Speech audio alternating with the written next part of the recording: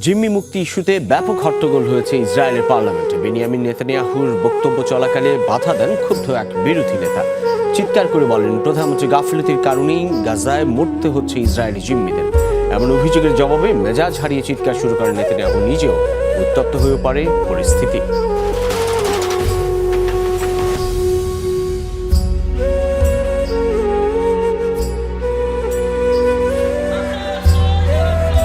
Israeli parliament নেসেটে রীতিমতো চিৎকার চেঁচামেচি।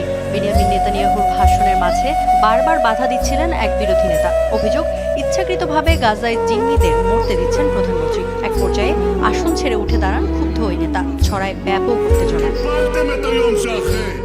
এমন পরিস্থিতিতে মেজাজ হারান নেতানিয়াহু। বিরোধীদের নিজের কথা শুনতে বাধ্য করতে তিনিও শুরু করেন চিৎকার।